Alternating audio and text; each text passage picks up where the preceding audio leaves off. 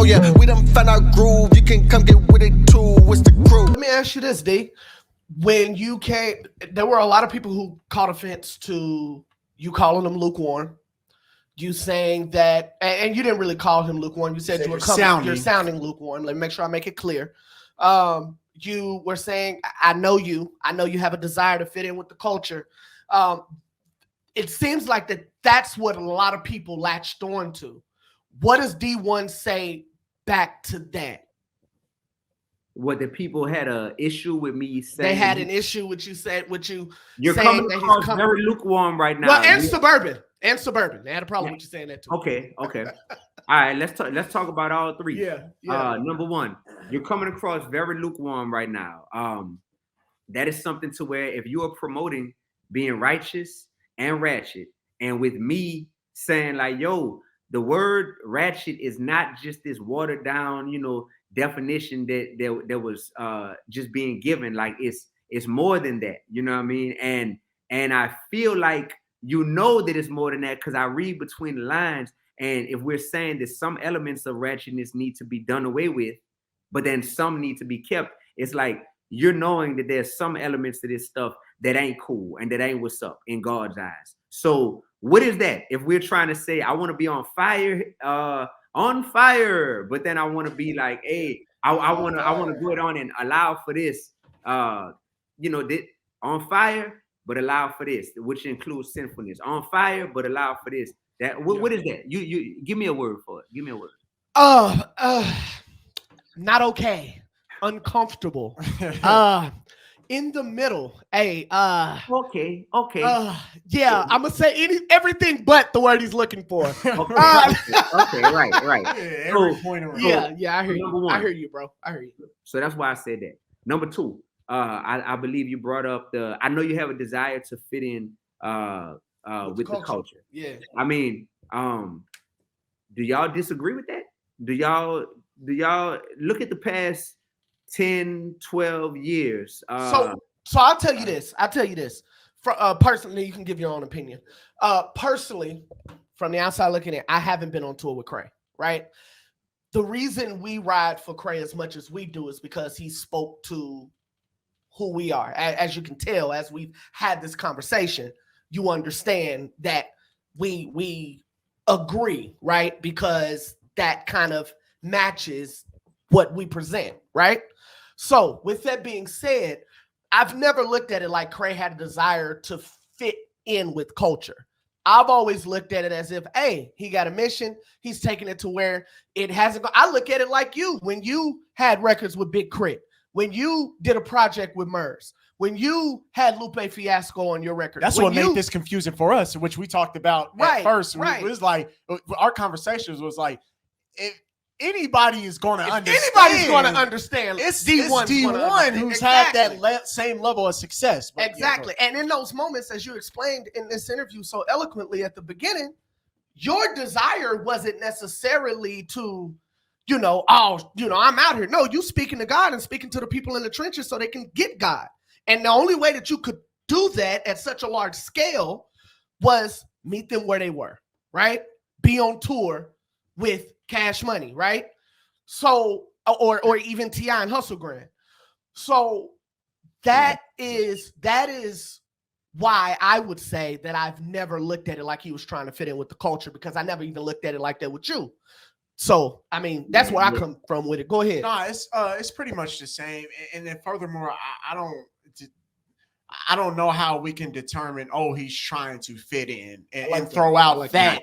Without knowing somebody's true intentions. And I think that this is where a lot of times we're not careful, is that we're making an assumption based off of what we see on people. I mean, really, right. People's, that's his making an assumption on somebody's character. We're saying that he is trying to fit in. So I'm just saying that I don't like to throw things out there a lot of times. And especially, somebody who I've seen for years, that's just something that I wouldn't throw out there, but it closely relates to what you were saying, how I feel about that. But So me speaking on that, man, we all know people. We all have different proximity to people. Right. Some of us are just fans that know people from afar, and some of us have a lot closer proximity to people and knowledge and understanding of things. So I just leave that leave at it that. there. I hear you. I just leave it at that. Yep. And it's something to where let's see. Like a lot of things, y'all, I don't speak on a lot of things because I think about what is best for the greater good of us as believers. And for a long time, there's a lot of stuff, not about Lecrae specifically, but not about Lecrae either. But there's a lot of stuff that I just sit back and when I observe certain things that I just say, hey, it's best not to speak on this because that's what is gonna be best for the greater good of us all as believers. You know what I mean? That's just a reality. Whether or not y'all want to believe that, whether or not that's popular, sometimes silence, can be the best route. And my thing is that a lot of things that I may be silent about is because you know what? It's like one of my students. If I'm seeing one of my students and if I'm seeing like, dang, they don't never cross their T's or dot their I's on their papers that they turning in, right? And if I'm seeing that and I'm like, I mean, do I need to speak on that? Like, if I speak on that, if I don't speak on it, are there like horrible implications, in terms of what's gonna happen in their life if I don't speak on that? And sometimes it's like, nah, they'll be okay. Like most of the work is done on a computer anyway. I just notice that they don't cross their T's and dot their I's. Like it'll be okay. But there's other things to where it's like, oh, wait. You're going on a big, huge public platform and telling people never to cross their T's and to never dot their I's in life. And now it's like, wait, this is going to impact a whole lot of people. And this may have a trickle down effect that may have implications for how generations get brought up now. Like they're thinking that T's don't need to be crossed and I's don't need to be dotted. And sometimes it's like, oh, I need to speak on this because now this is impacting people more than just yourself, and I agree with that. No, I agree with that. Hopefully that analogy makes sense. So when I speak about things and when I don't speak about things, oftentimes it's just like, you know what? Just because I don't speak about it don't mean I agree with everything that's going on. But when I speak about something, it's not even just about that person. It's about the fact that that person has the ability to impact a whole lot of other people. And it's never about that person. It's always about the spirit working through that person. That I'm like, oh, let's not let that spirit that's working through you become victorious because that ain't God's spirit in that moment. That don't mean you don't have God's spirit ever working through you. But that right there, we can't do that. And guess what? I'm not brainwashed and I'm not so much of a fan of anybody that I'm unable to see like that ain't good for the body of Christ. You know what I'm saying? Like, and some fans are brainwashed and some fans are super fans to the point where it's like, oh no, one thing you're not gonna do. Can't see no wrong. Talk about my favorite artist. You ain't finna say nothing. Like, nah. So you didn't expect that you was gonna get any of that when you talk?